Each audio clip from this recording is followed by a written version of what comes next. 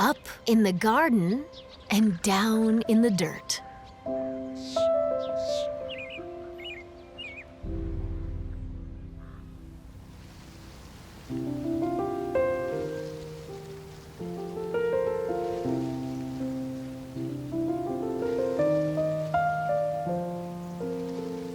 Up in the garden, I stand and plan.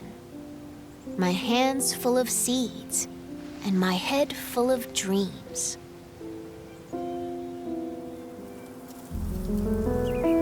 Spring sun shines down to melt the sleepy snow. Wind whistles through last year's plants, and mud sucks at my rain boots.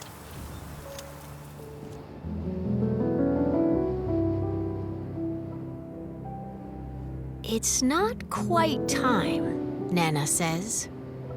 Down in the dirt, things need to dry out and warm up. What's down there? I ask.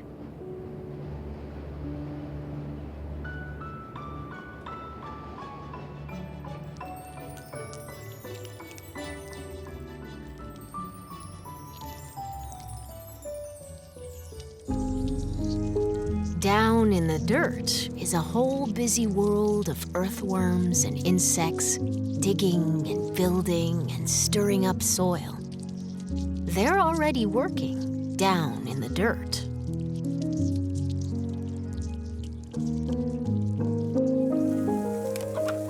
Up in the garden, we snap brittle stalks, scoop rusty armfuls, and wheel away weeds for the chickens.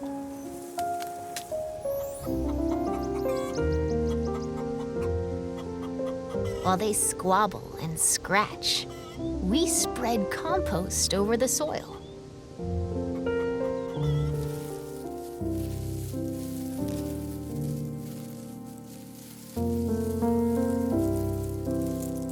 Down in the dirt, pill bugs chew through last year's leaves.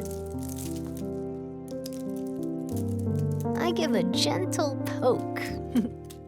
They roll up tight and hide in plated suits of armor, roly-poly round.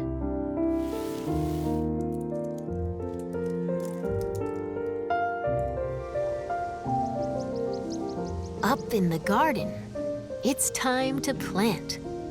I trail a furrow with my finger and sprinkle seeds in a careful row. Give them a drink, Nana says. We pat them down to snuggle in the dark.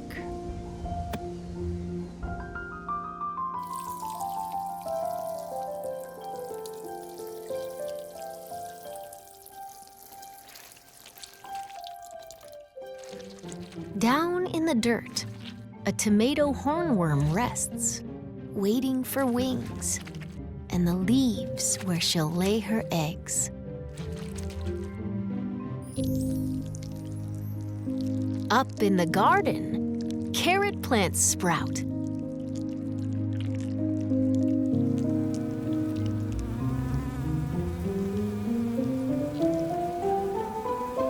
Pea blossoms bloom. Wasps are on the prowl. And honeybees visit, legs loaded with pollen.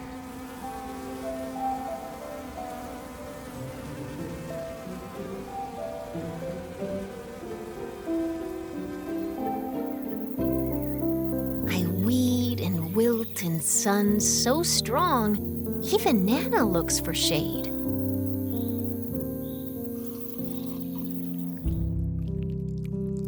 Down in the dirt, earthworms tunnel deep. I'm jealous of their cool, damp dark.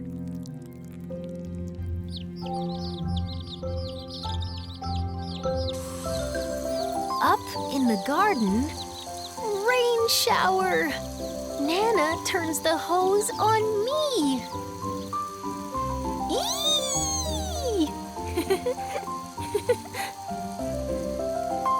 I hide behind the cucumber vines, but their leaves can't save me.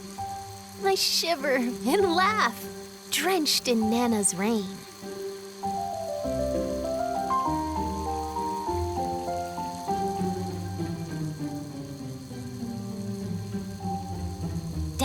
in the dirt, water soaks deep. Roots drink it in, and a long-legged spider stilt walks over the streams. Up in the garden, there's so much to eat. Ladybugs feast on aphids.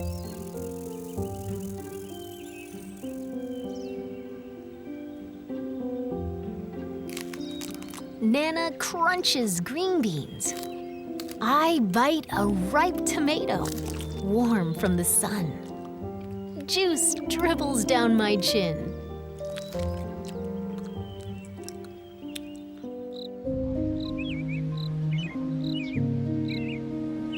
Down in the dirt, a robin's beak finds a cricket, a beetle, a grub. Slugs are scrumptious too.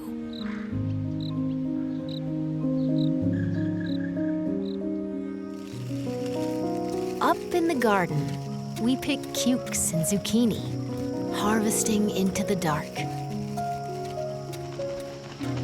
Bats swoop through the sunflowers, and I pluck June bugs from the basil until it's time for bed.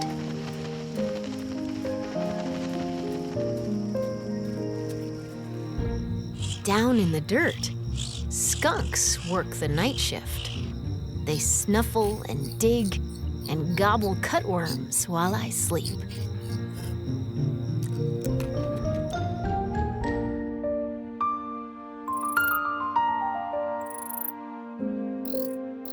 Up in the garden, a praying mantis wakes to hunt mosquitoes. Nana sprays away the aphids, and I'm after grasshoppers. Ready to swoosh, but snap! Someone else is faster. Down in the dirt, a smooth, shining garter snake crunches on supper.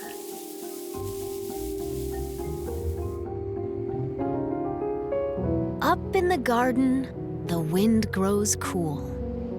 Pumpkins blush orange, and sunflowers bow to September.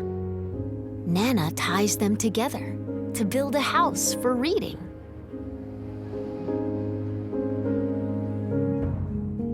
Down in the dirt, an orb weaver spins her web, strand by silken strand.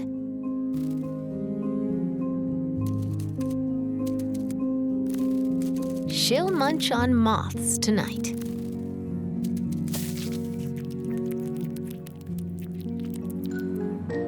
Up in the garden, colored leaves litter the squash vines. And we know the cold is coming. Hurry, hurry, and harvest. There's enough for the neighbors, too.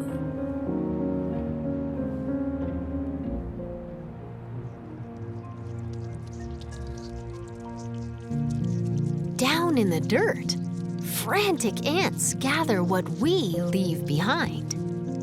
They're storing food for cooler days ahead. Up in the garden, frost draws lace on leftover leaves where secret egg sacs hang, waiting for the warm to return.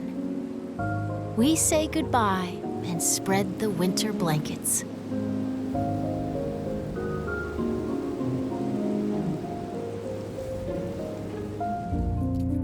Down in the dirt, beetles burrow, ants scurry home, earthworms curl tight in the dark. When Grandpa calls us in for soup, an autumn moon is rising.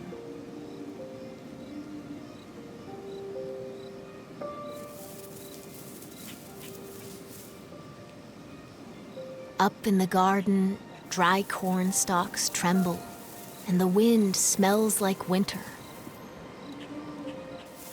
But the long, ripe days of summer still rest in the garden beds.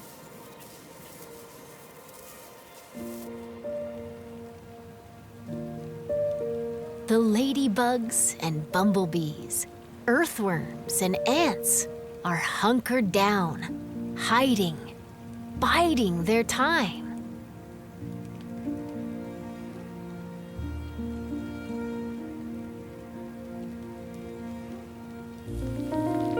Dreaming of sunshine and blossoms and sprouts. Under the bare arms of trees and the blanketing snow, a whole new garden sleeps, down in the dirt.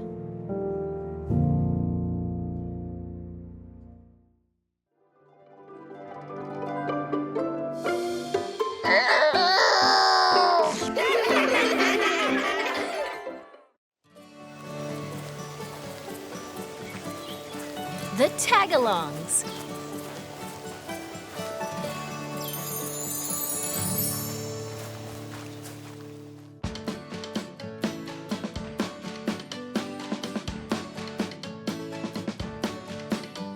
Julia wakes up to a beautiful sunrise. She beams. Today is the perfect day to hike up to Pancake Peak. The air is fresh.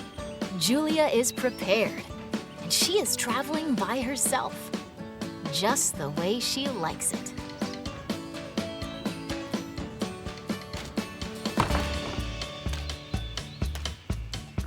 Grumble, grumble, grumble. Be home in time for dinner.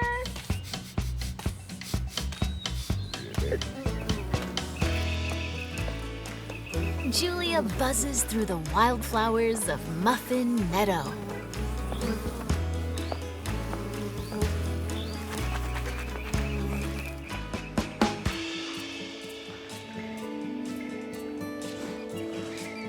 Click. She spelunks through the darkest depths of Black Coffee Cave.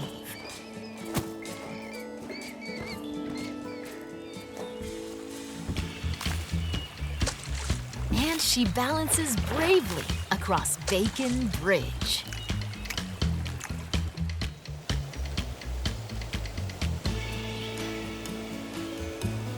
Julia crests Hash Brown Hill in record time. She has a quick picnic for one. Grumble, grumble, grumble.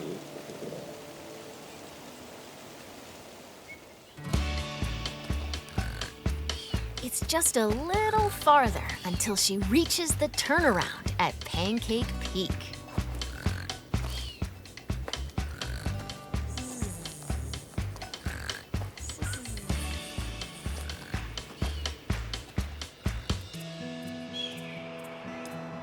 The panorama at Pancake Peak is perfectly peaceful. She has it all to herself, just the way she...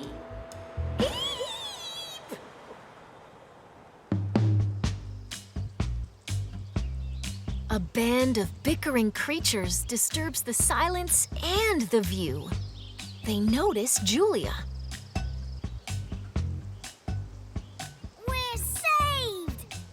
Cries the tiny pack rat. This nice girl can help us get down. What? Where is a girl? Asks the javelina, squinting and fiddling with his broken glasses. A stranger? Eep! Cries the frightened porcupine.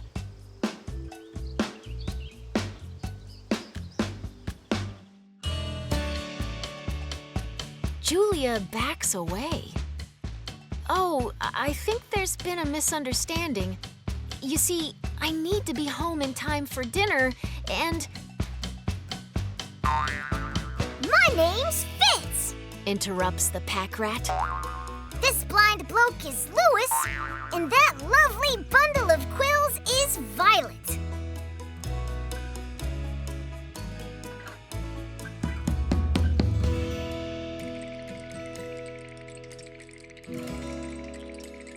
we're stranded, squeaks Violet.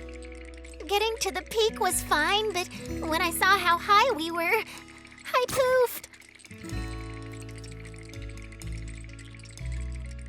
Which broke my glasses, grumbles Louis. I can't see a thing. And popped the cargo balloon I was using to lighten my load. Groans Fitz. Now my pack is too heavy for me to carry.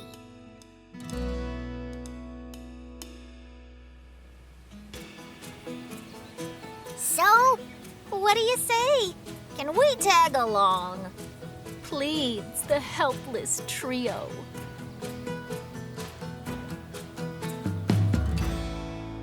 This is not the way Julia likes it.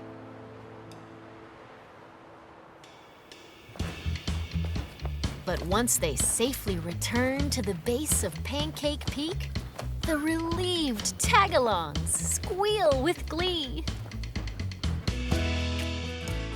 Julia, you Rulia!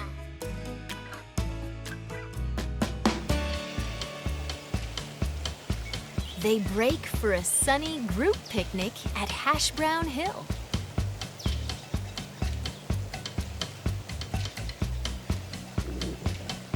Grumble, grumble, grumble.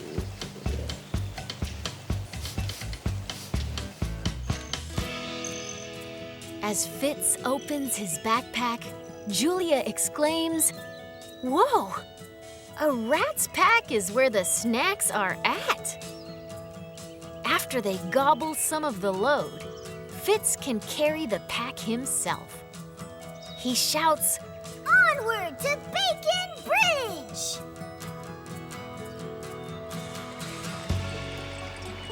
but Bacon Bridge is broken. We're doomed! Frets Violet, Don't worry! says Fitz. What kind of pack rat would I be without a pack raft?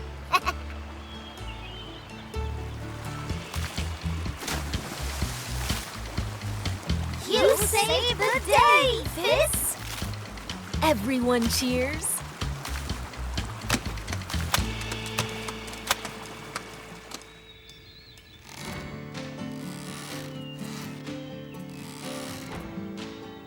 We should keep moving. Worries Violet. Black Coffee Cave is getting darker by the minute.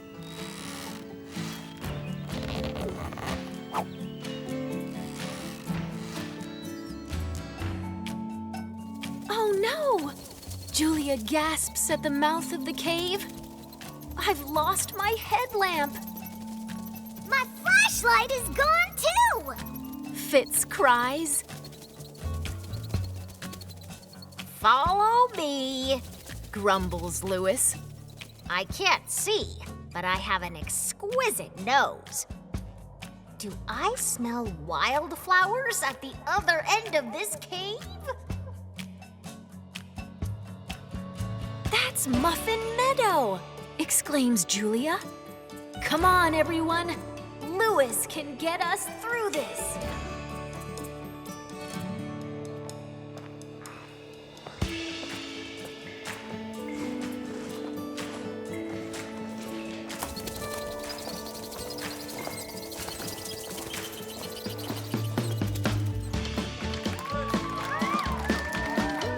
Cheers for Louis and his mighty nose! Julia shouts. Hip, hip, hooray! Hip, hip, hooray! Hip, hip, hooray!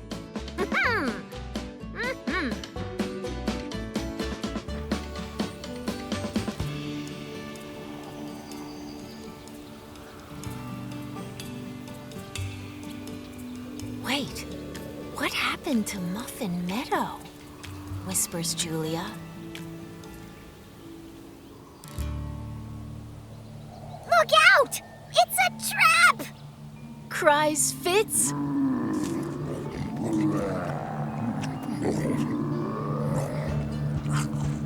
Nobody's gonna chomp my friends! Violet roars. Ow!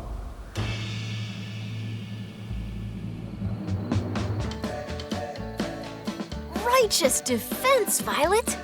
If it hadn't been for you, we'd all be plant food, exclaims Julia. Speaking of food, do you smell that? Asks Louis. It smells like spaghetti and pizza, Says Violet. and French fries and cherry pies. Exclaims Fitz.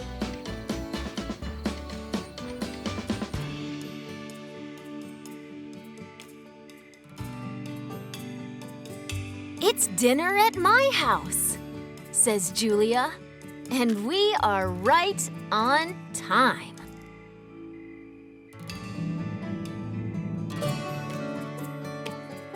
As the Tagalongs sit down to dinner, Julia hears a knock at the gate. Knock, knock, knock.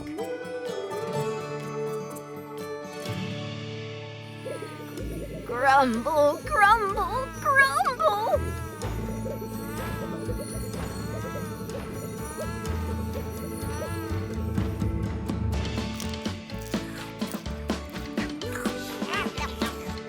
Tonight, Julia is feasting with all her new friends. Just the way she likes it.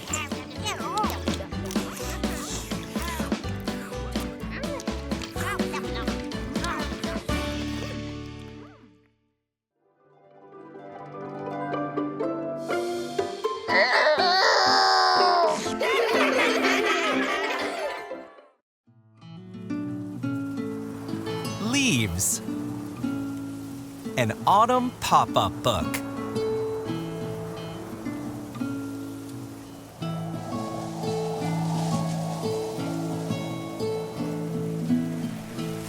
A leaf seems simple, but leaves do many things.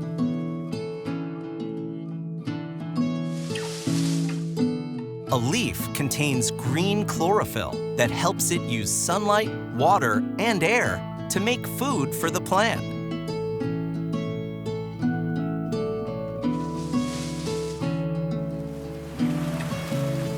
As days shorten,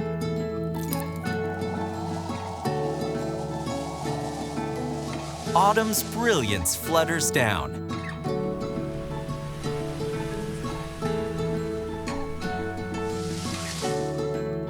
With less daylight, chlorophyll disappears from leaves and bright colors show.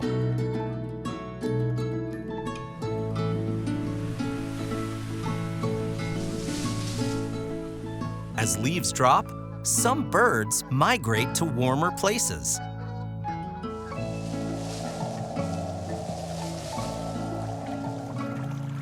Hungry critters hide under the layers.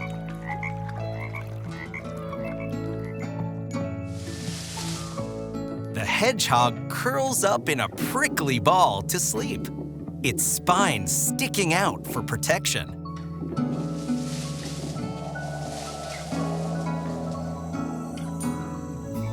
Wet, matted leaves are homes for frogs, insects, snails, and slugs.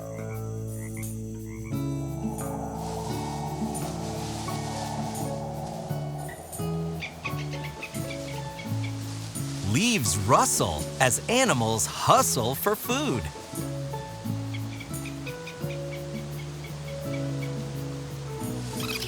Chipmunks scurry among leaves and stuff their chubby cheeks with seeds.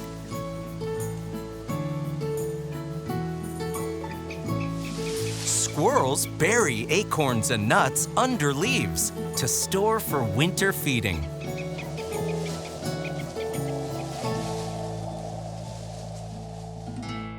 Mushrooms pop up on the forest floor.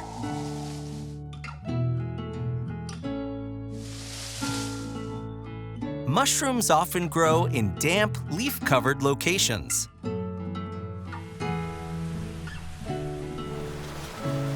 Deer eat mushrooms, including some kinds that are poisonous to humans.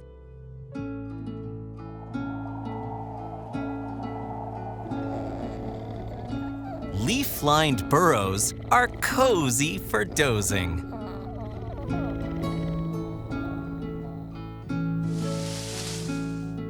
In autumn, some animals, such as bears, skunks, chipmunks, mice, frogs, and snakes, prepare for deep winter sleep.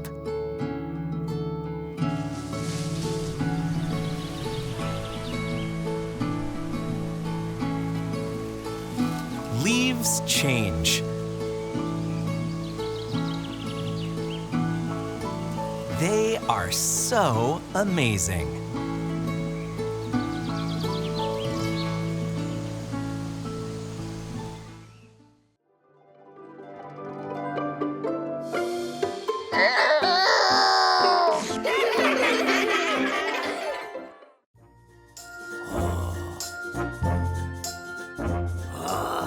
Monster, be good.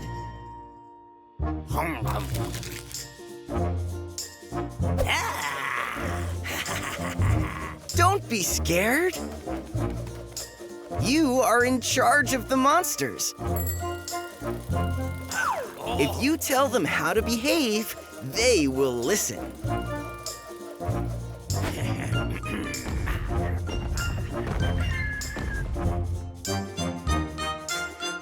If a monster is noisy, whisper in its ear. Be quiet. If a monster is hungry, give it a fork and a spoon and say, chew your food.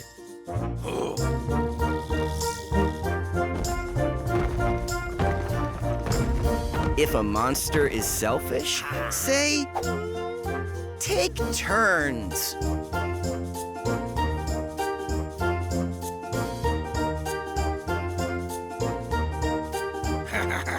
If a monster is mean, walk away and say,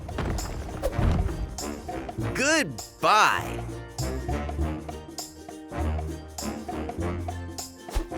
If a monster scares you, scare it back and say, boo!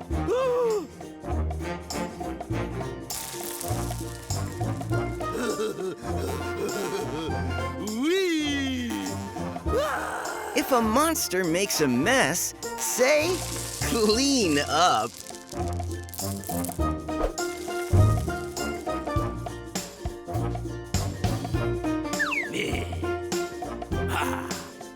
If a monster is wild, give it a timeout and say, sit still.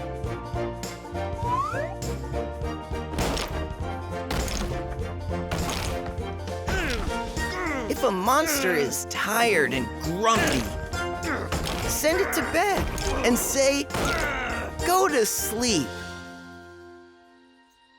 And if the monster asks nicely, kiss it and say,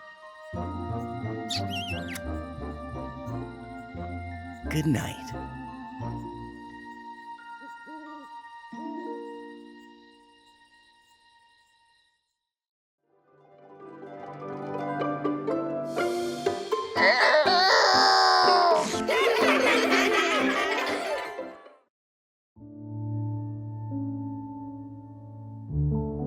Before we sleep.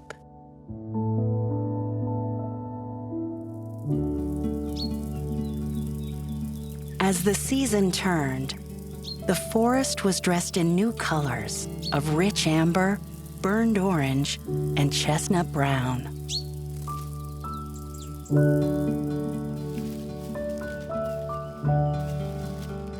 Little Red the Fox was happy because now it would be much easier to hide.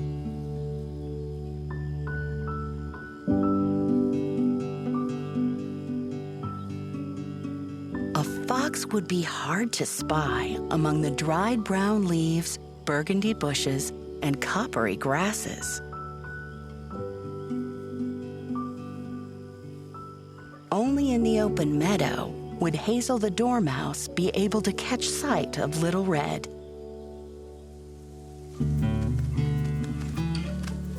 Little Red and Hazel spent hours and hours playing hide and seek together. The two friends loved jumping and rolling in the crisp, dried leaves.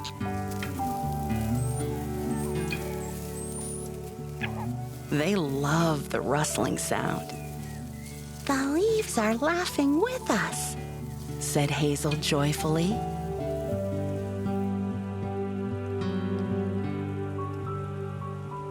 During these moments of happiness, the cold air hinted of the coming winter.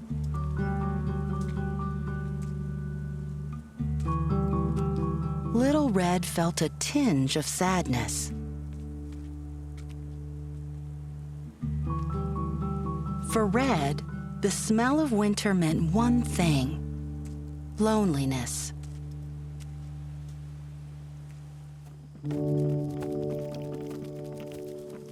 Soon, Little Red's very best friend in the world would settle down in a warm burrow to hibernate.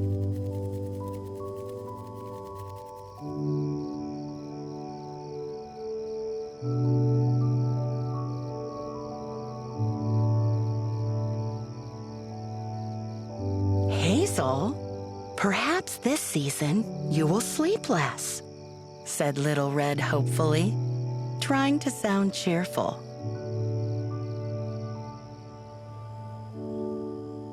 Little Red, I am no fox. I am a dormouse. I'd like to stay awake and keep you company, but you know, in the end, I must always sleep.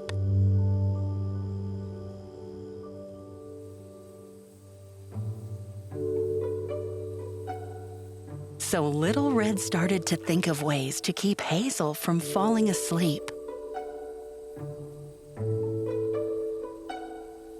What if I could make the sun stay high? Then winter would not be so cold.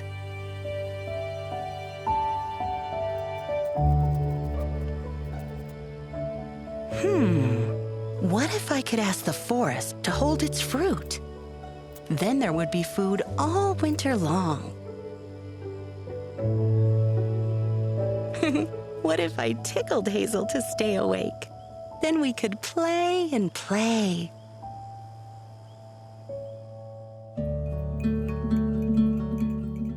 The dormouse started to yawn. Ooh. Hazel, I want us to stay together forever, pleaded the friend.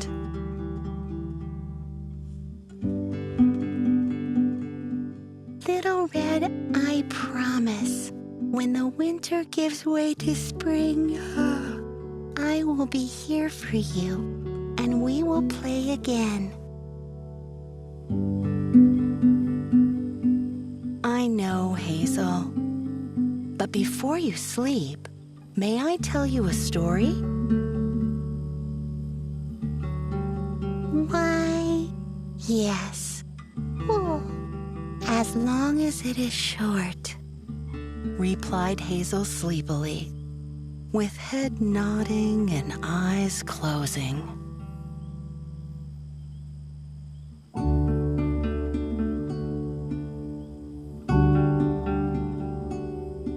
So Little Red curled up on the forest floor, and Hazel nestled into the soft, warm tail to listen.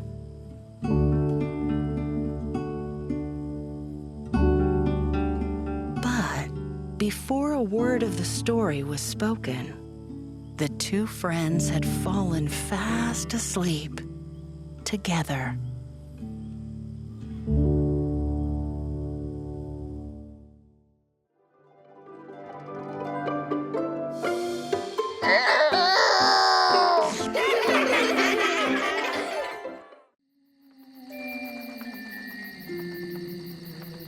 ghost afraid of the dark.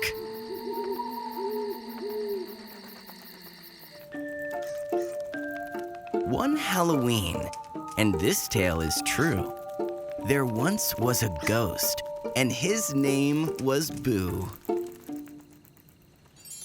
Boo carved pumpkins. He loved trick or treat. He liked to have fun and parade in the street. October nights should have been such a lark, but poor little Boo was afraid of the dark. Boo stamped his foot, he yowled, and he glared. It just wasn't right for a ghost to be scared. I need some help, he said with a groan. It's really too hard to be brave on my own. So he decided to go visit a few friends. Boo went to see Witch, who was stirring a spell. She gazed in her cauldron and breathed in its smell.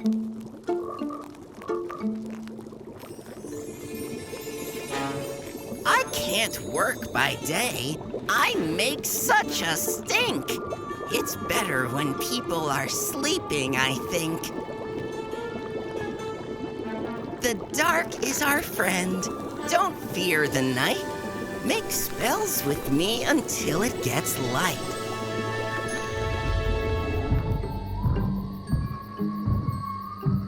Boo went to see Frank, who was having a ball. He skipped and he boogied all down the hall. I can't dance by day. People would giggle. But when it gets late, I just want to wiggle. The dark is our friend. Don't fear the night. Dance here with me until it gets light.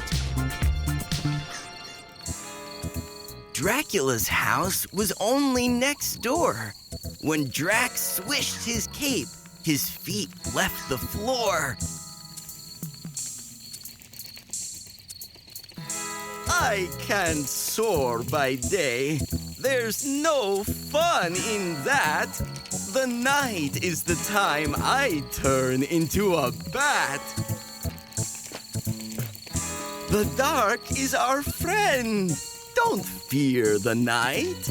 Come fly with me until it gets light. Werewolf was waiting, bushy and hairy. He didn't think that the darkness was scary. I can't howl by day.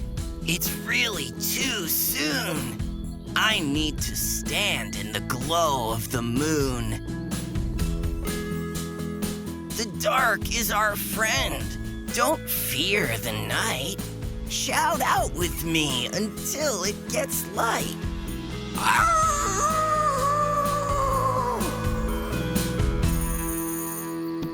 Last, Boo saw Mummy, all ready to go, wrapped up in white from his head to his toe.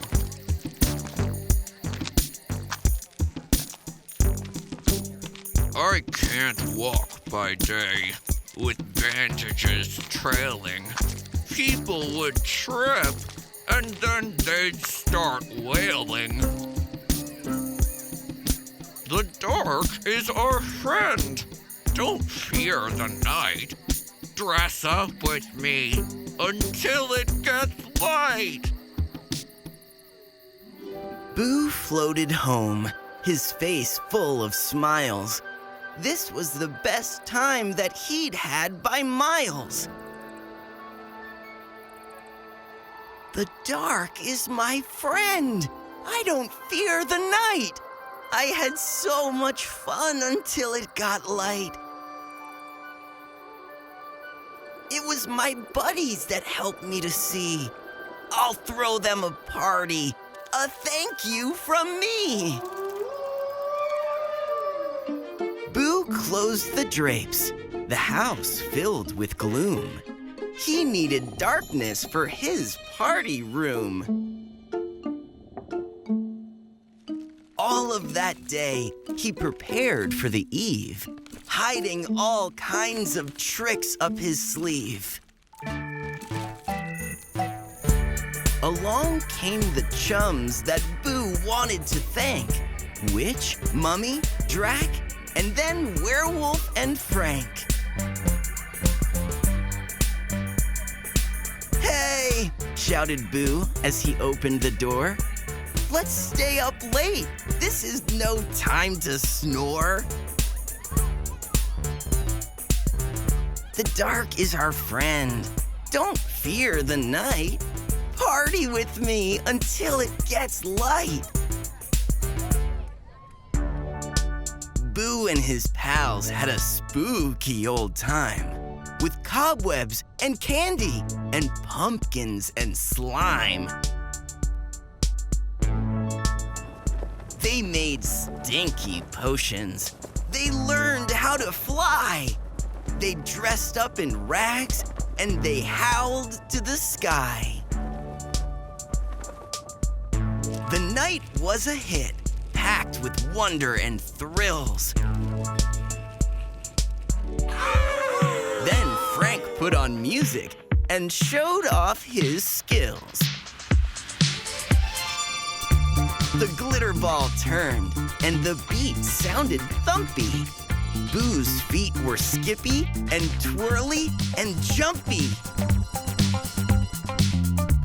The monsters clapped and sang "Hey Diddle Diddle." And there was young Boo dancing right in the middle. He got faster and faster. It was quite a show. Then all of a sudden, Boo started to glow. What a magical sight that little ghost made, shining and glowing in every shade. The rhythm was fun, and the music was loud. But darkness had helped him stand out from the crowd. Being brave was not easy for scared little Boo, but he gave it a try, and look what he could do. Boo hadn't known. He'd never had warning. The little ghost shimmered until it was morning. And when it got time for the party to close, Boo gave a yawn and got ready to doze.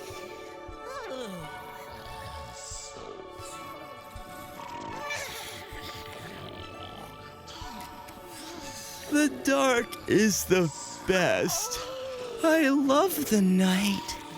Now let's snuggle up, 'cause here comes the light.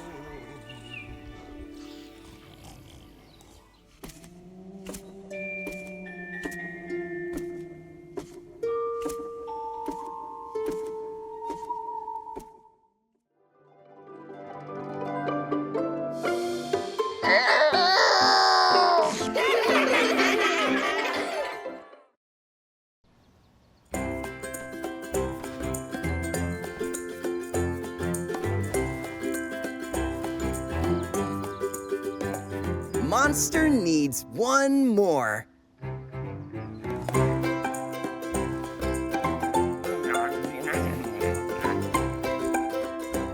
This hungry monster says,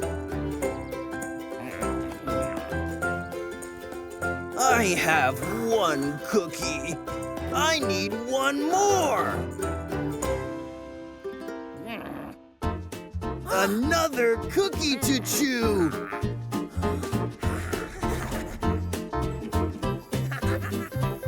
One, two. I had one. Now I have two.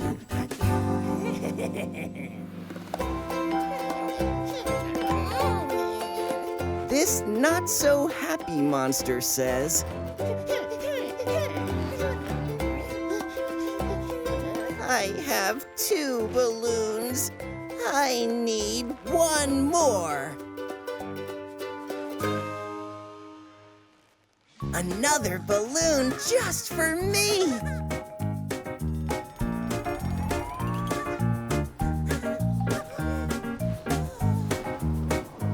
One, 2, 3.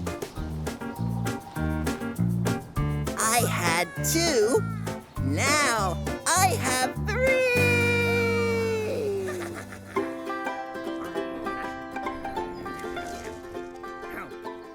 This grumpy monster says,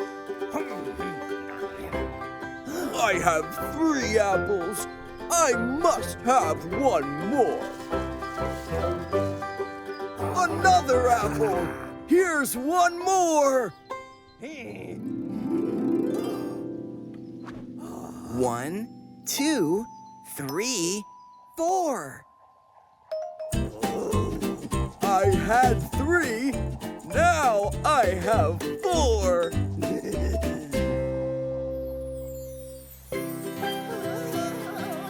This sad monster says, whoa! I have 4 beach balls. I need 1 more.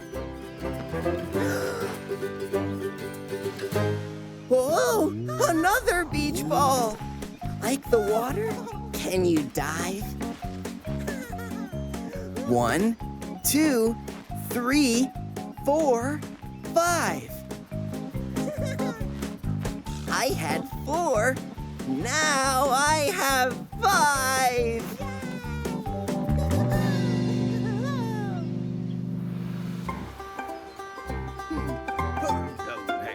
This grabby monster says, I have 5 strawberries. I need 1 more.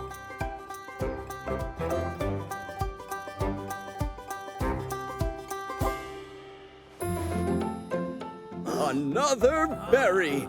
Good for licks. 1, 2, 3, 4, 5, 6. I had 5. Now I have 6.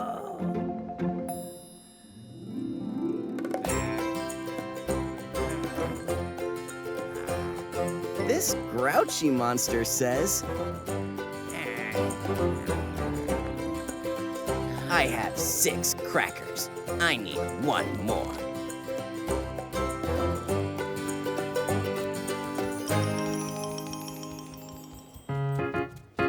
So many crackers. 8, 11. 1, 2, 3, 4, 5, 6, 7. I had 6. Now I have 7.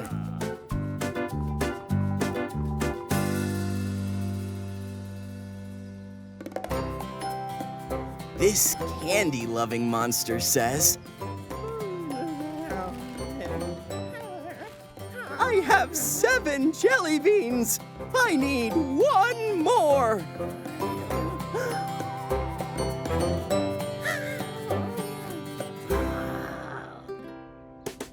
Lots of jelly beans. Isn't that great? 1, 2, 3, 4, 5, 6, 7, 8. I had 7.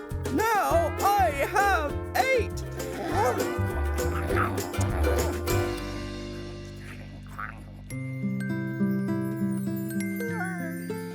This sleepy monster says, I have 8 teddy bears. I need 1 more.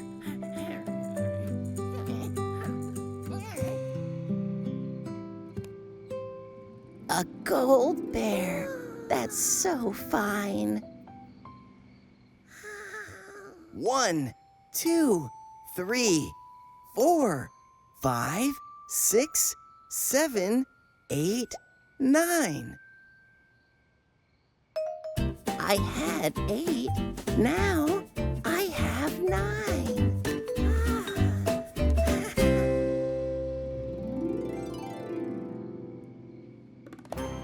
Then this sleepy monster says, I have 9 goodnight kisses. I want more.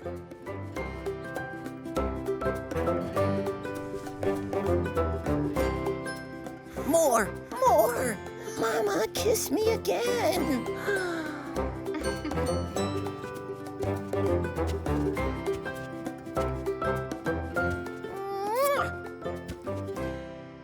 1, 2, 3, 4, 5, 6, 7, 8, 9, 10. I had 9. Now I have 10.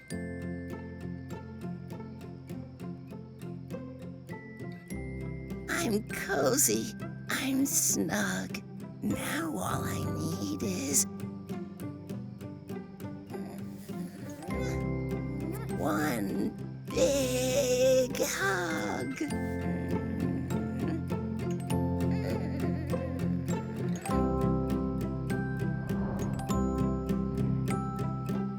I just need one more.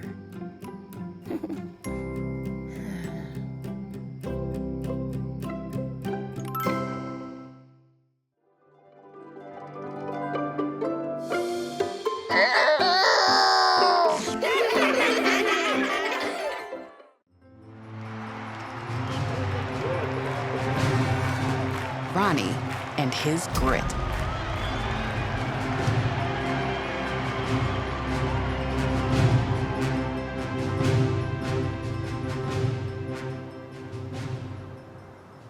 Let me tell you a story about Ronnie Lot.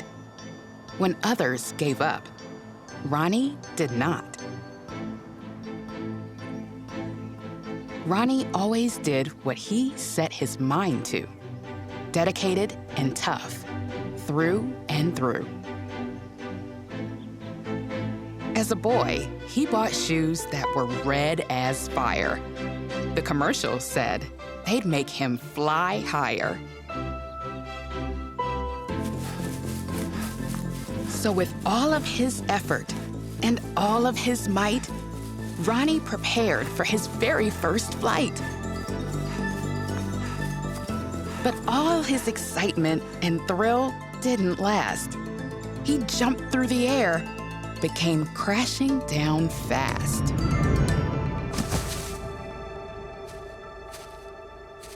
It was after his unfortunate plunk of a tumble that Ronnie felt something inside start to rumble.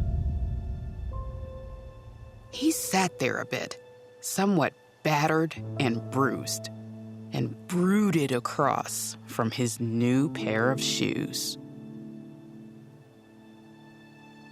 Maybe these shoes won't make me jump high. Maybe it's me and how hard I try. That rumble in Ronnie is what we call grit. A voice that encouraged him.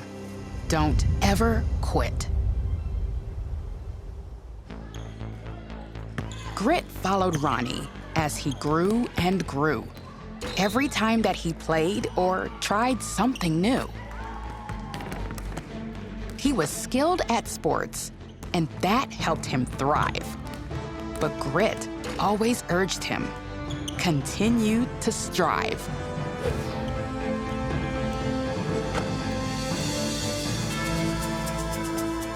Grit had a voice that was strong and impactful, but Ronnie still needed to learn to be tactful.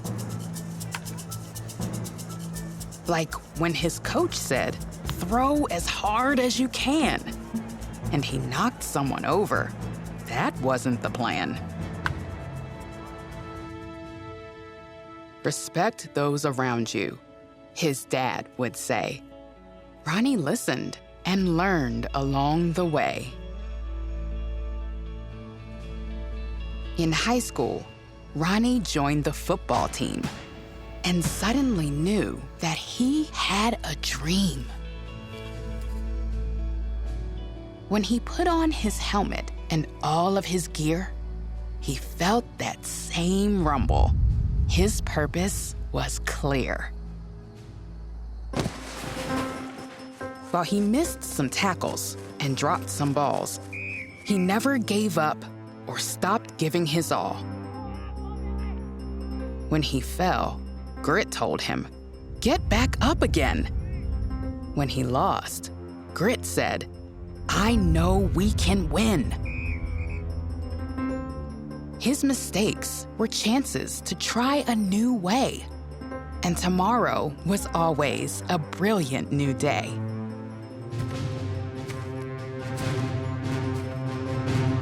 Years passed, and he joined a professional team. Ronnie and his grit were achieving their dreams.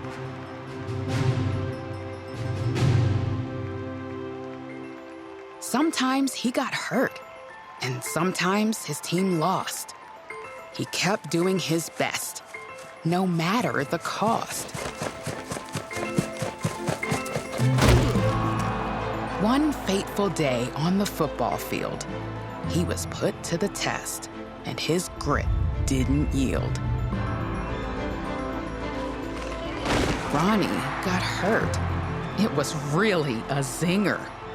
He arose from the play, losing part of his finger. But even that didn't stop him from reaching his dream and inspiring others, including his team.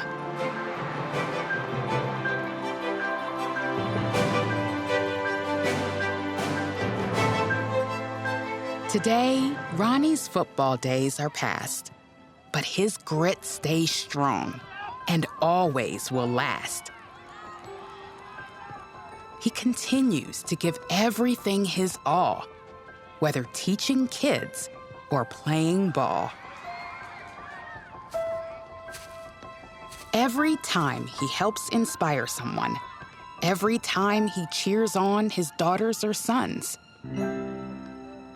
grit is helping him follow through. Give this life all you've got. I believe in you. Have you listened closely to that voice deep inside? The one that's telling you never to hide? Next time you're down or feeling blue, remember that grit lives within you too. It's the whisper that says, yes, you can. Yes, you can. It's the belief in yourself.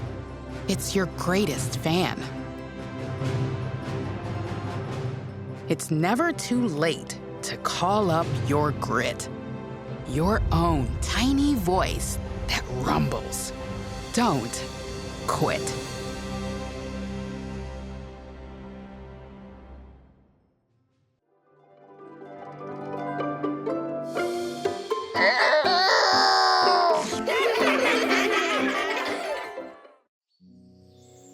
The road not taken.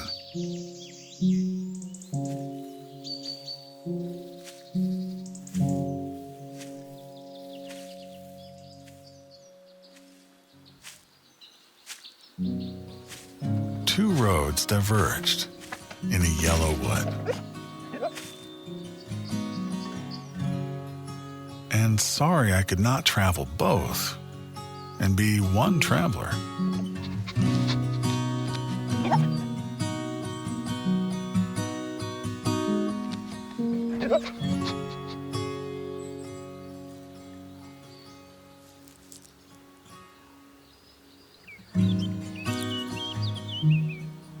Long I stood and looked down one as far as I could. to where it bent in the undergrowth.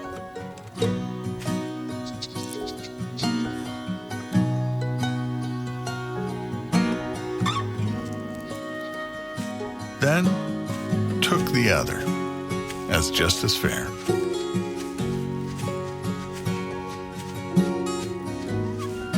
And having perhaps the better claim, because it was grassy and wanted wear. Though, as for that, the passing there had worn them really about the same.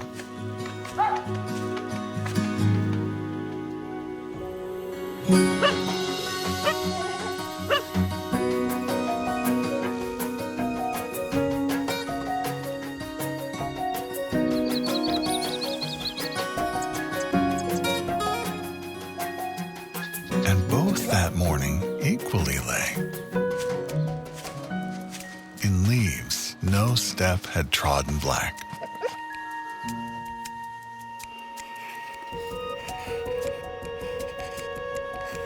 Oh, I kept the first for another day.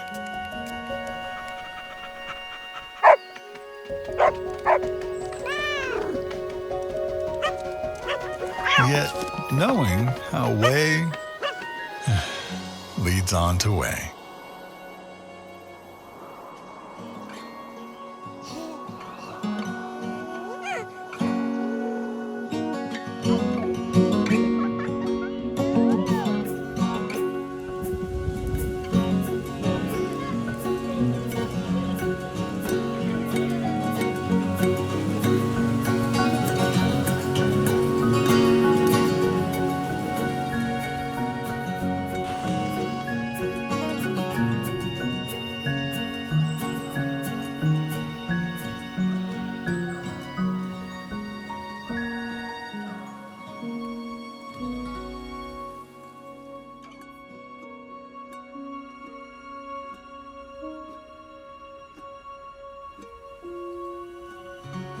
I doubted if I should ever come back.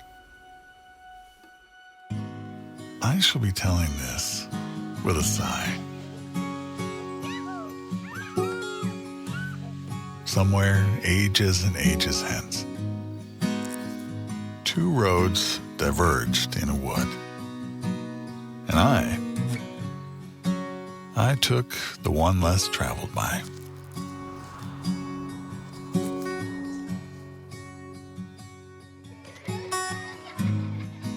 And that has made all the difference.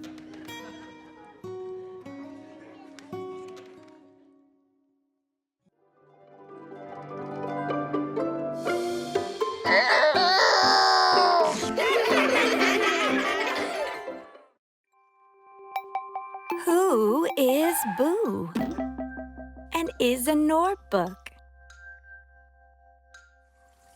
Is Norb.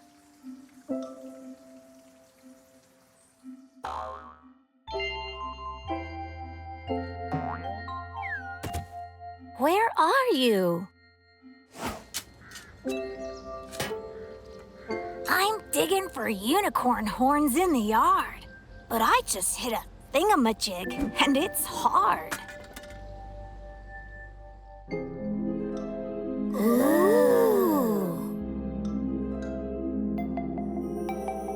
What an amazing, mysterious box. Look at the front. There's a name on the lock.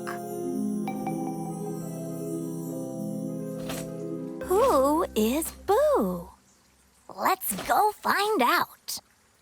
We'll ask if our neighbors have seen him about.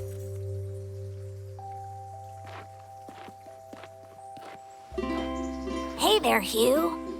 Who is Boo? Boo's a good bloke. Just ask Mopoke.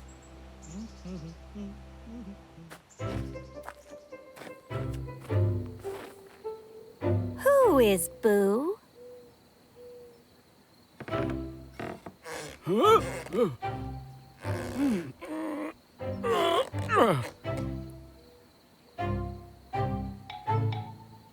Boo's a hurried, blurry fellow. What's the rush? I think he's yellow.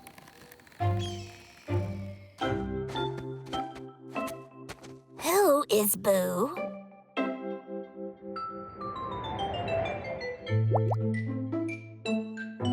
Boo is huge and midnight blue. I heard he chomped a tree in two. Who is Boo? Oh, he's a sweet wee lad, and we never once quarreled. He might be the dearest in the whole wide world.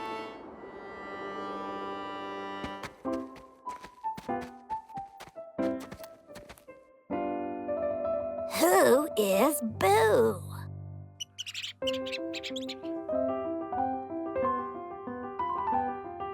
Boo's a filthy, foul fiend. He reeks of feet, and his teeth are green. Boo's a musty, crusty lout. His shouts will blast your eardrums out.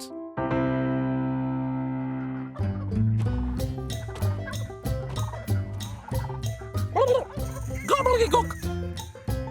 He lives by the brook? Quiet down, you scurvy dogs.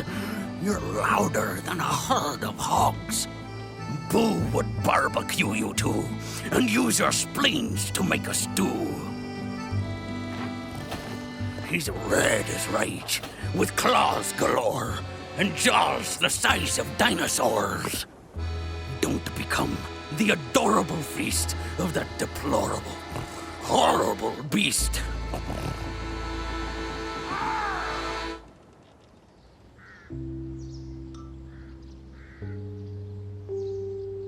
What should we do? Let's go say hi. I'm scared of Boo. Let's meet the guy.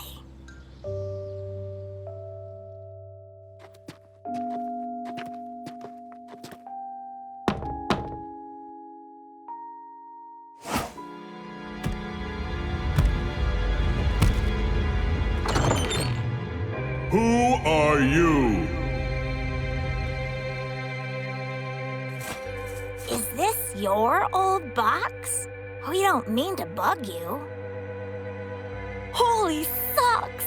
He's going to...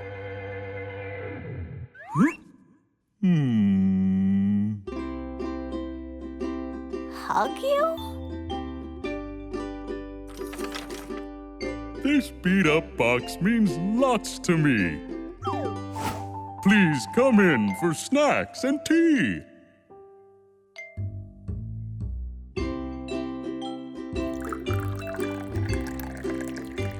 We heard so much gossip, but now we can see. You're nothing like what we imagined you'd be. Fears can be clouds that fog up your view.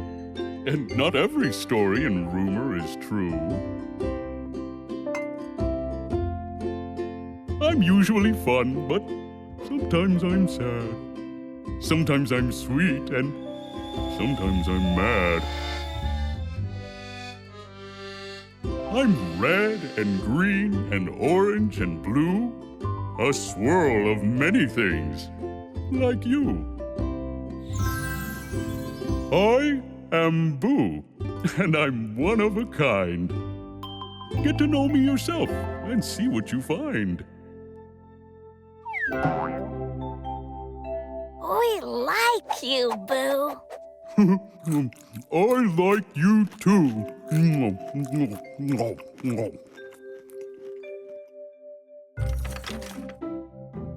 Wow, it was fun to meet you guys.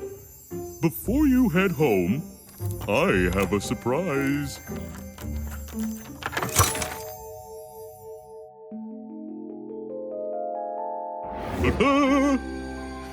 I know it's not much, but I thought you might like this sparkly, magical, silver white spike.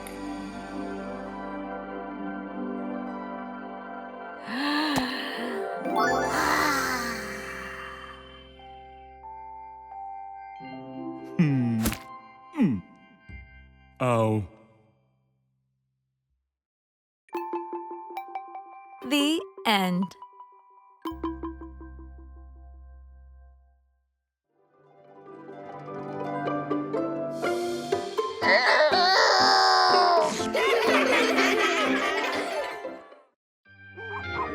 Happy Howloween! A canine pop-up treat.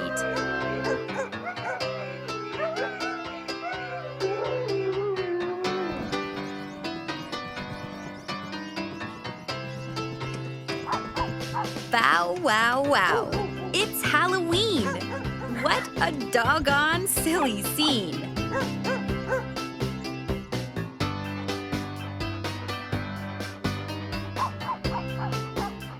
Dogs do tricks to earn their treats. Up and down the spooky streets.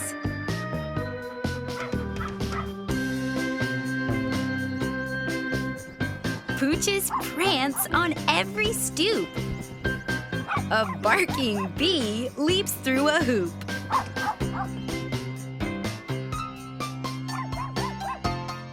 A skinny hot dog scurries by. His pail of goodies swinging high.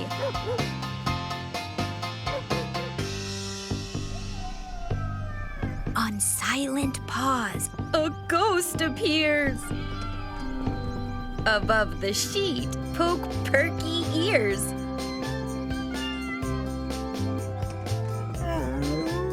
A spooky puppy howls a tune, his nose upturned to face the moon.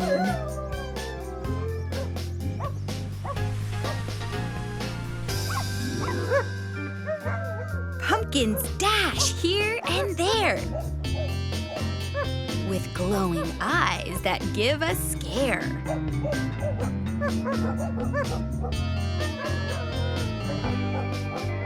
A moaning mummy, wrapped up tight, stiffly stalks the autumn night.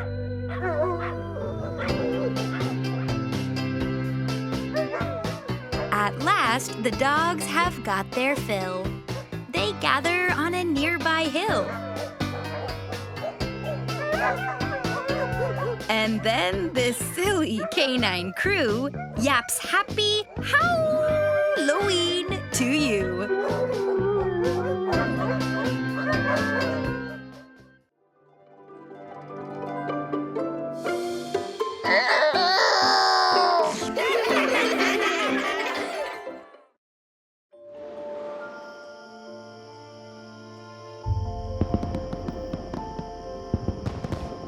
Lion of the Sky. Haiku for all seasons.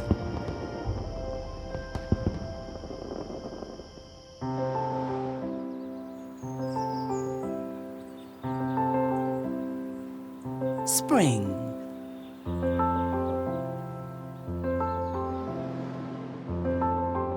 I am a wind bird, sky skipper, diamond dipper, dancing on your string.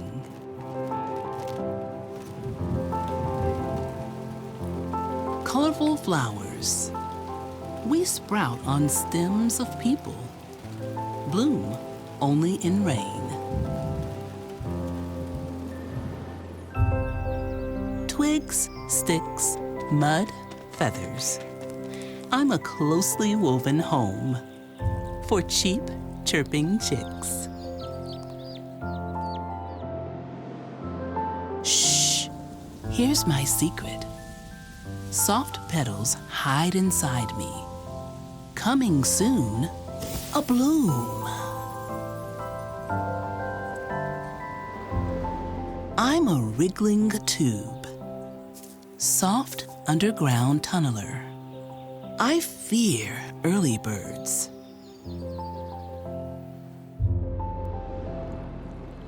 In the still, damp air, you sail leaf boats across me. Tiny sidewalk pond.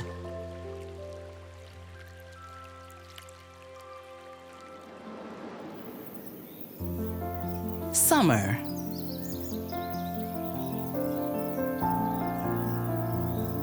My fluffy seeds drift. Tiny puffs lift in the breeze and land who knows where. Wicked wine with wings. That's me buzzing in your ear. Closer, closer, ouch! I'm towers and moat, molded with hands, cups, buckets. Mighty till high tide.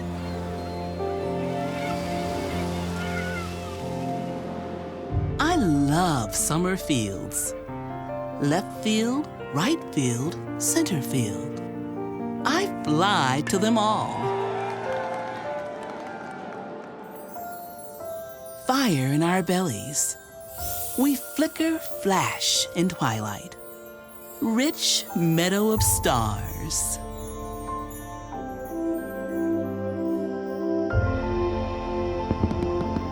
You gasp as I roar. My mane exploding, sizzling. Lion of the sky.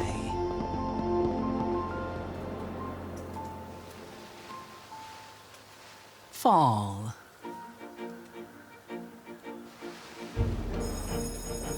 My first day outfit is fresh paint and polished floors. Here come my new friends.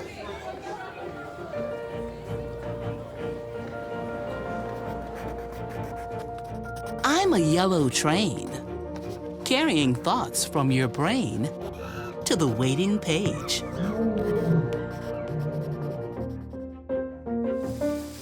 I'm red, delicious.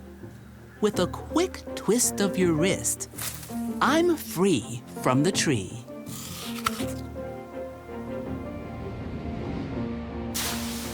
Reward for raking. A crispy crowd of loud crunch when you jump in me. I perch on the porch. Spooky face frozen in place. Fire burning inside. I search under oaks and gather tasty treasures. Winter is coming.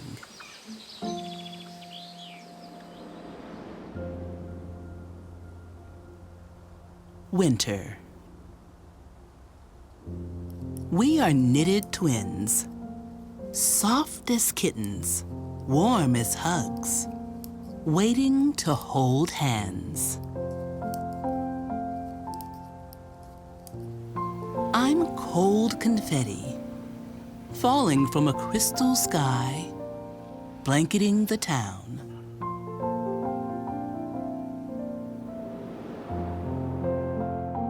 I'm thin silver blades, spinning circles, carving lines.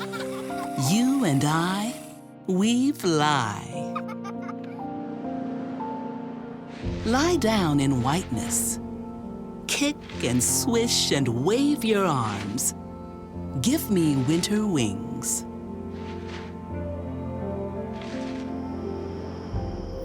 Firelight from the past. I wink in the frozen sky, waiting for wishes.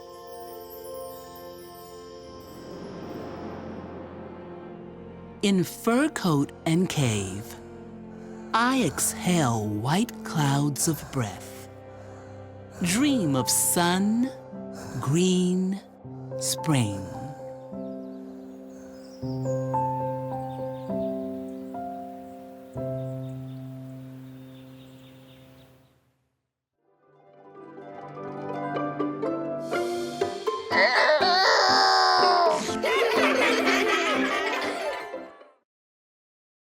Johnny.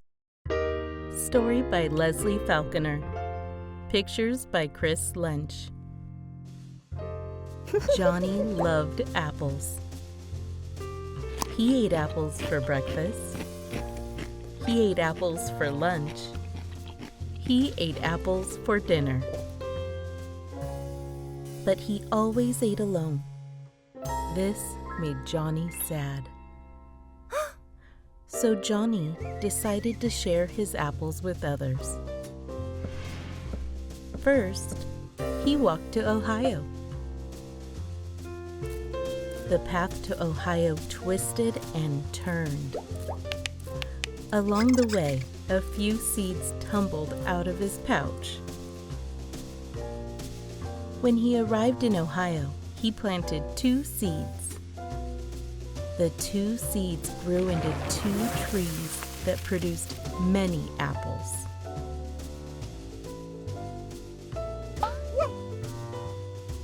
People were excited to see the apples.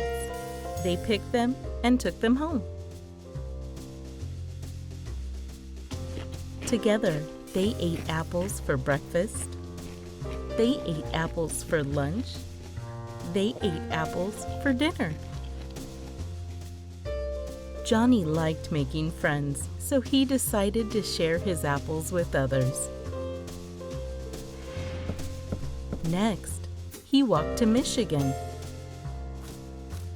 The path to Michigan was bumpy. Along the way, some seeds bounced out of his pouch.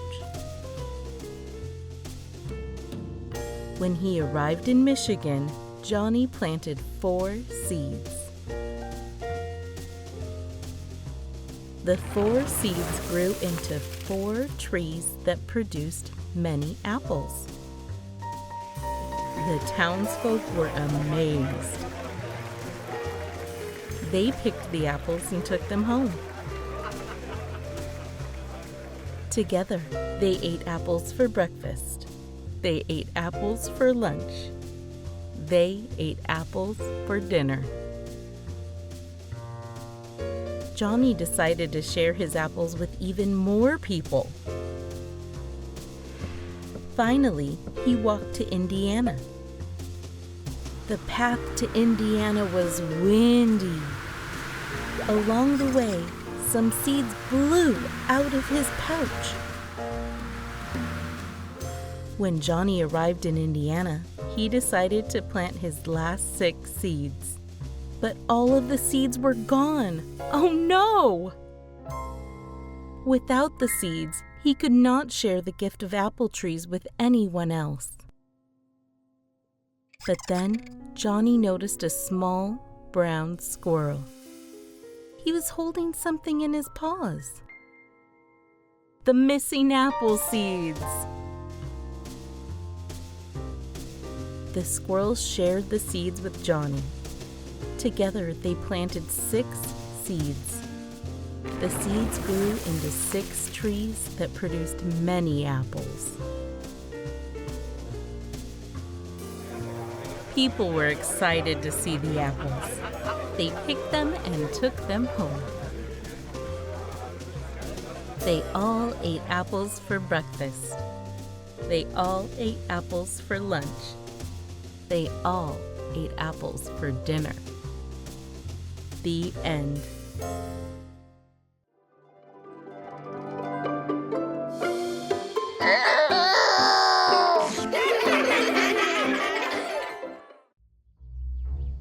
A Forest Friends Book. Fox and the Last Piece of Pie. A story about fairness.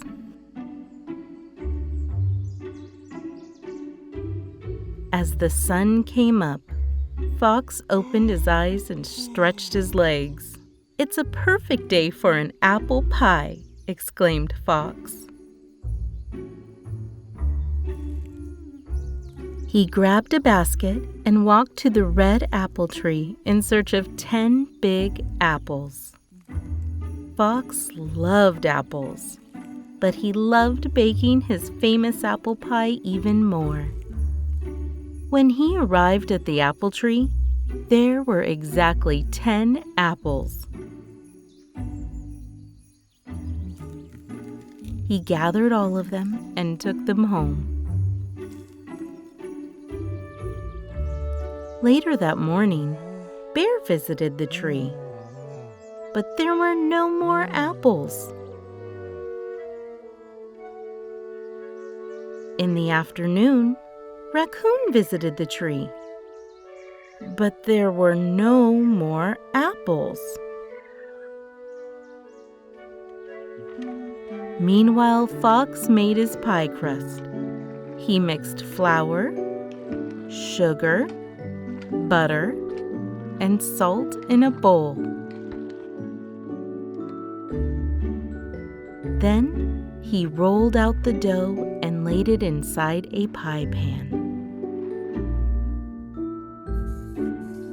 Finally, he peeled and chopped all the apples, put them in the crust, and baked it in the oven.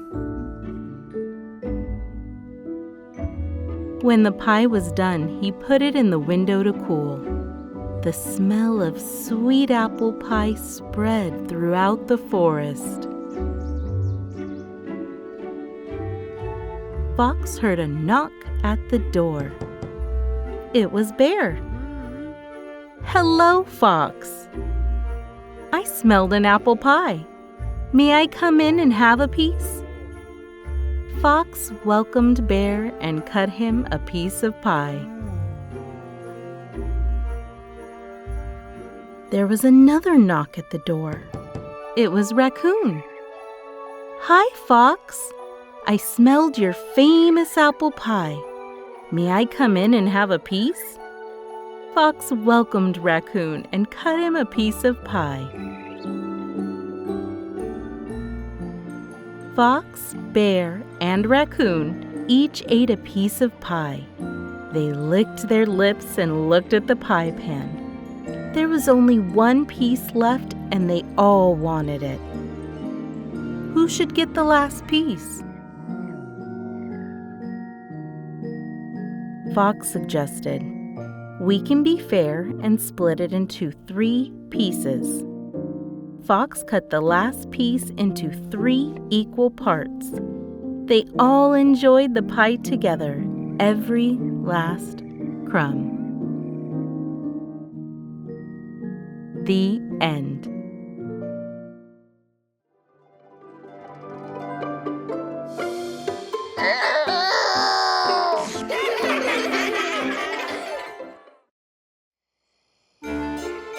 Monster Train! All aboard!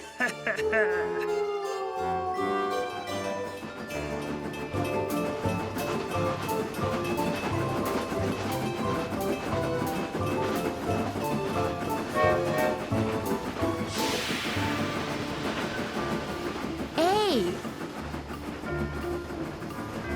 All monsters arise at All Hallows Eve. Ooh, yay! B. Baby Bat brings a blueberry bagel. Nom, nom, nom, nom, nom, nom, nom, nom, nom. C. Crow carries candy corn.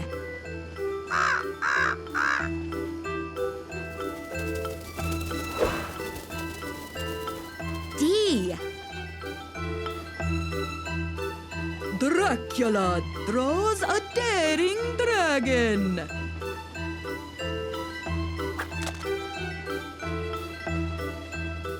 E. Evil elf eats eyeballs.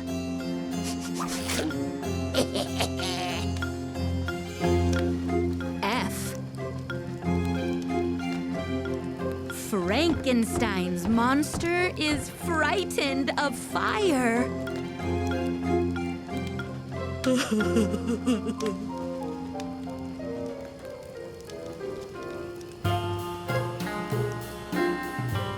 G. Ghost gives a gentleman goosebumps. I say. Oh, dear. H. Headless horseman hunts in a haunted house. Whoa!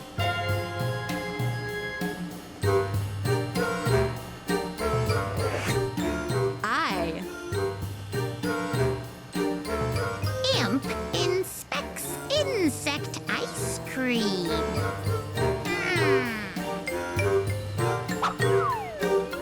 J. Jack-o'-lantern juggles jars of jam. Whoa, whoa, whoa. Hup, hup, hup, hup.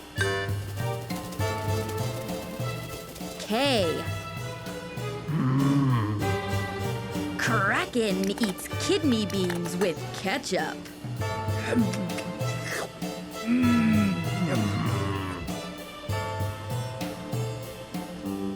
L. Loch Ness Monster licks a lollipop. Aye. M. Mummy makes a magical muffin at midnight.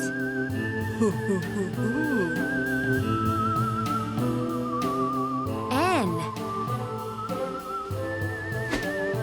Night owl nags his noisy neighbor.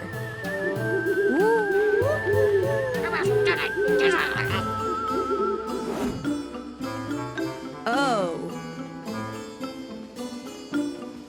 Ogre owns an orange owl.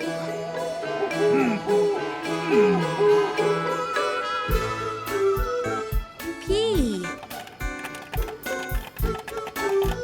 Phantom pops popcorn for the party.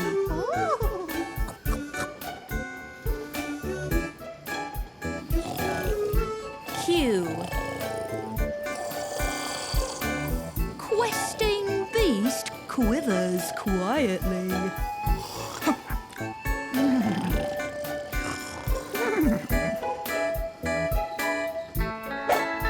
R. Robot reads and roller skates.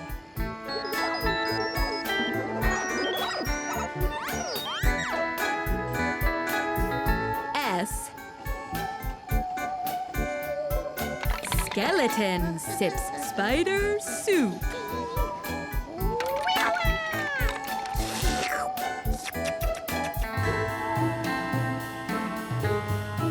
T.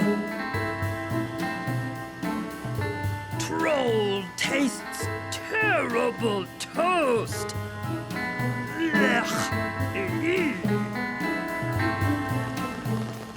U. Unicorn uses an unusual umbrella.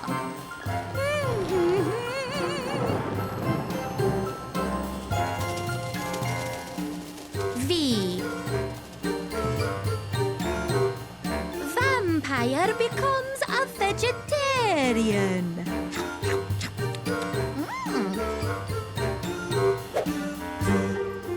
W. Witch waves her wand at a werewolf.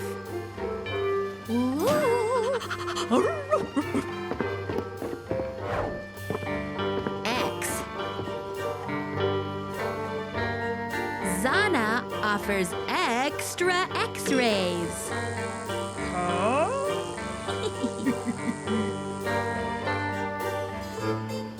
Y. Yeti yearns for a yummy yellow yogurt.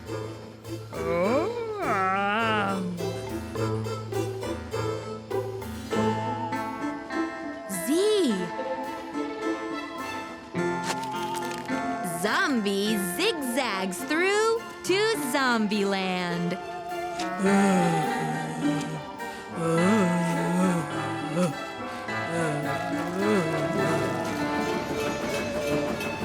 Monster Train.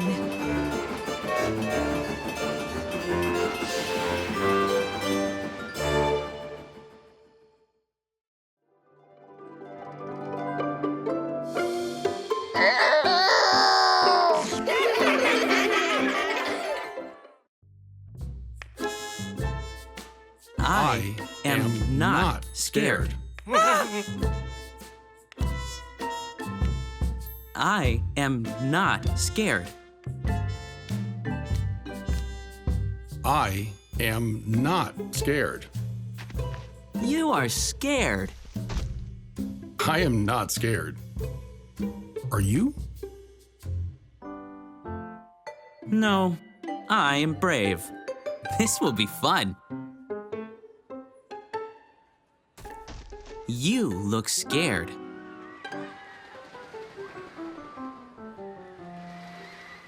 Well, maybe a little. Don't worry. There are much scarier things than this. Like what? Like snakes. Snakes?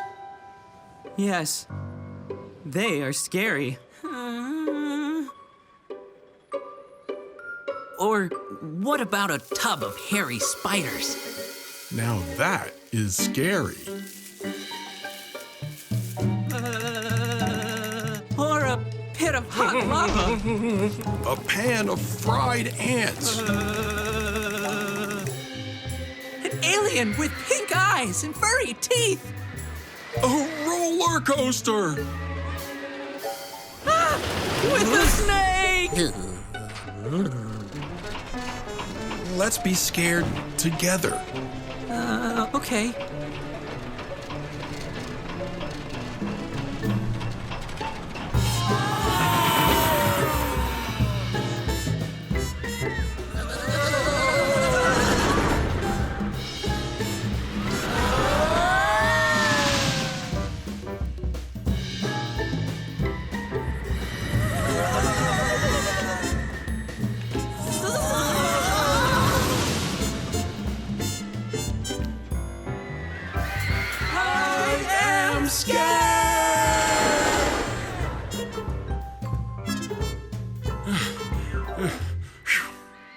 Now that was scary.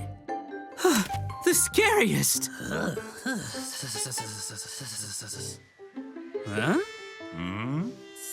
Huh? We are scared!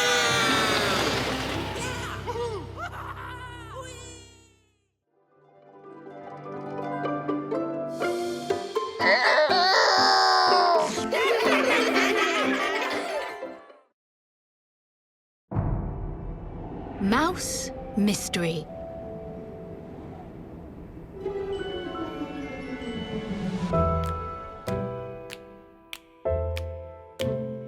Chapter 1. Who's there? Late at night, Mouse heard a sigh.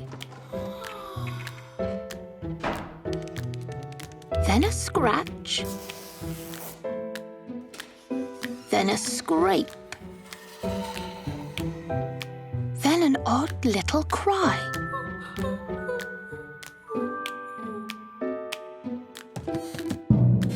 She looked in the closet and behind the door. She looked in the cupboard.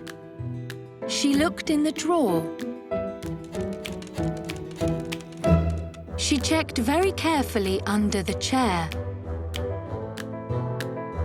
It must be a ghost, said Mouse.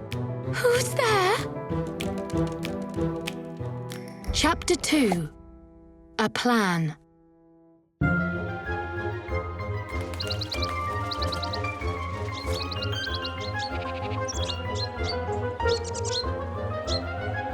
The next day, Mouse told her friends about the sounds in the night. You need a trap, said Wren. Woo-hoo. I'll spin a web, said Spider. With any luck, the ghost will get stuck. Bunny said, I'll bring peas to spread on the floor. The the ghost will trip or maybe slip. Turn out your lights so the ghost cannot see, said Mole helpfully.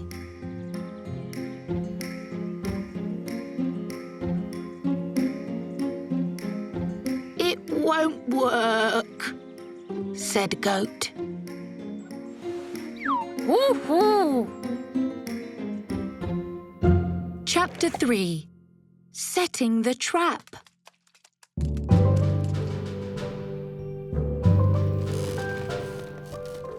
So that night, Mouse hung the web, spread the peas, and turned out the light.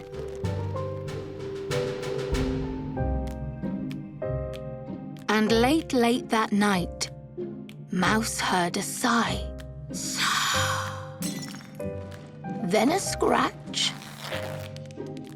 Then a scrape. Then an odd little cry.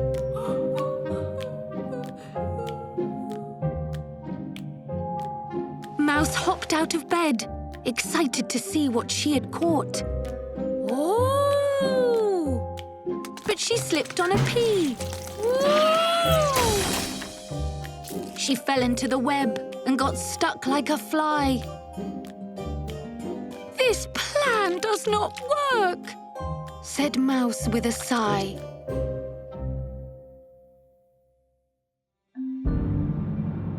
Chapter 4. A New Plan.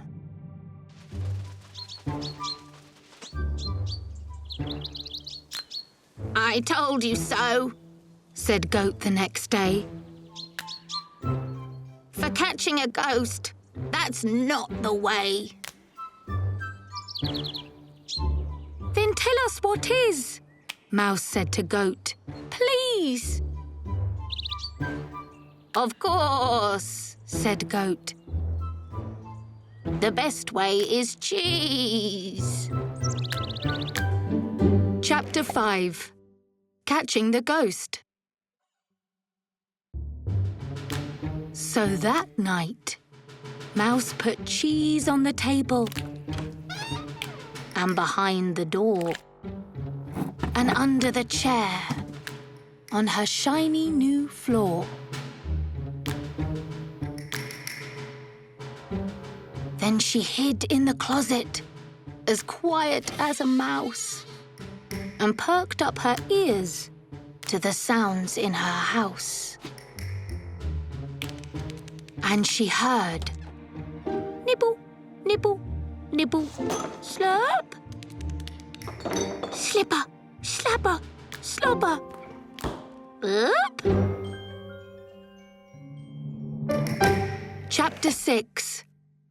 Caught. Mouse switched on the light. There in her house was the skinniest, scraggliest, scruffy young mouse. His coat was all matted. He had a black eye. His whiskers were sticky.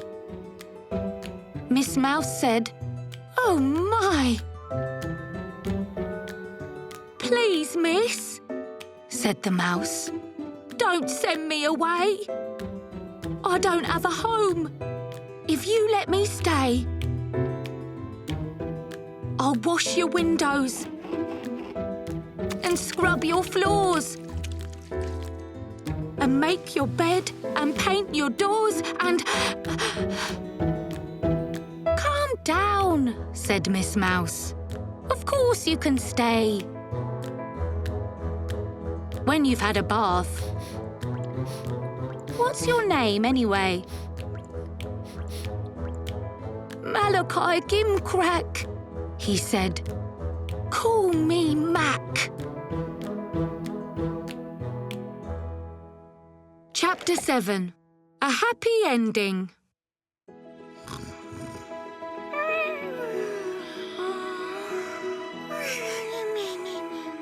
Such a snug little house for two mice together.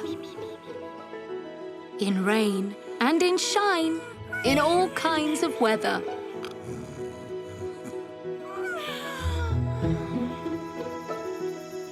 Old friends and new friends come over to play.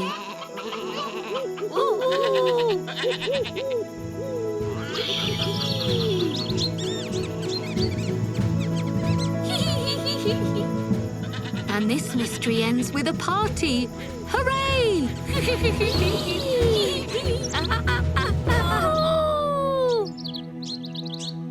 Put it on crackers. Put it on bread. Cheese goes best with friends, Goat said.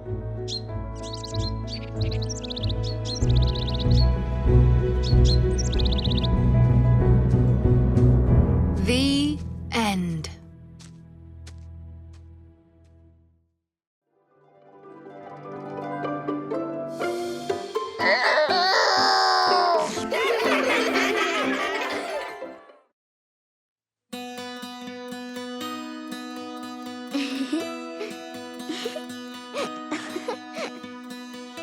Papa's backpack.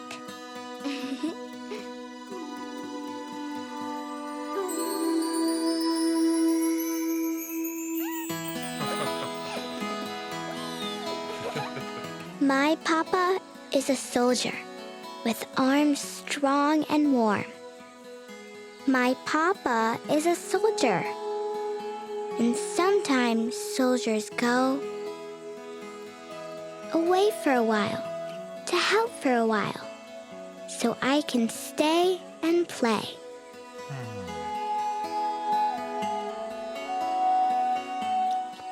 But if I could, I'd ride in Papa's backpack and whisper in his ear. I'd ride with Papa side by side, so when he goes, I'm near.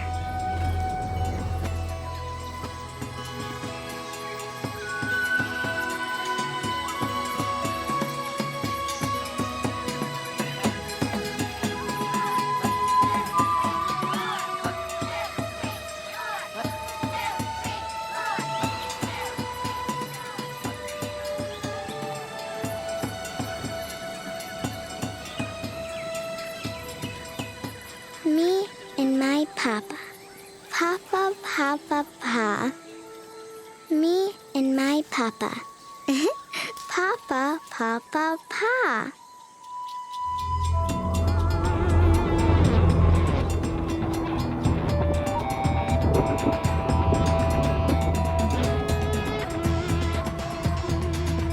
We'd smell the smoke. We'd hear the growls, the rumble, and the roar.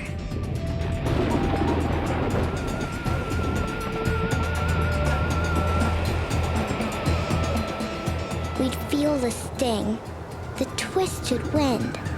We'd taste the angry rain.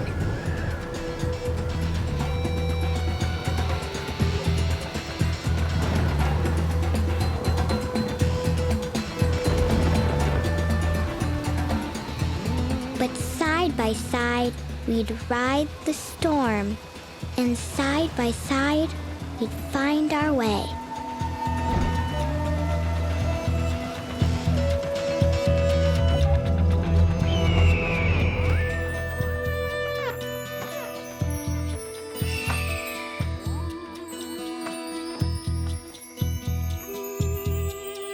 He'd hold my hand. He'd touch my hair. He'd kiss my face and eyes.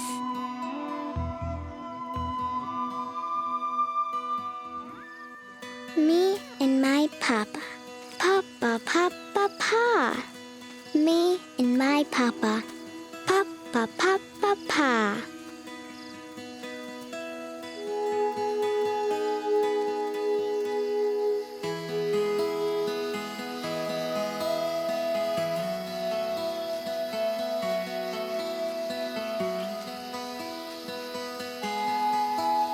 My papa is a soldier with arms strong and warm.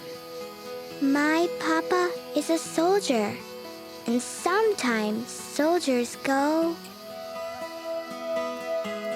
away for a while to help for a while, so I can stay and play.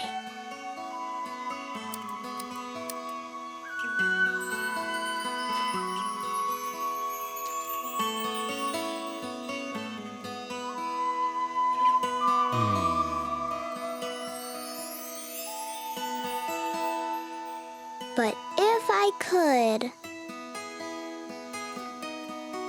I'd ride in Papa's backpack and whisper in his ear.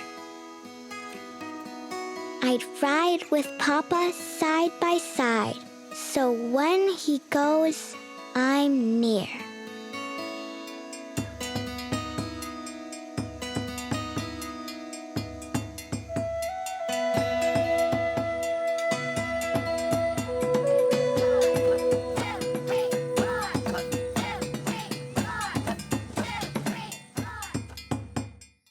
If you don't have Vooks, then what are you waiting for? Vooks is kid safe, it has storybooks that are brought to life, and third, it's fun. I like to read books about fantasy and love. I tell other kids to get Vooks because it's full of stories and laughter. I'll read it on the go, in a car, in a plane, even in a train. I've never been on a train. Don't wait around. Ask your grown-up to download Vooks now. You'll be glad you did. Thanks for watching. For more stories, try the Vooks app for free today.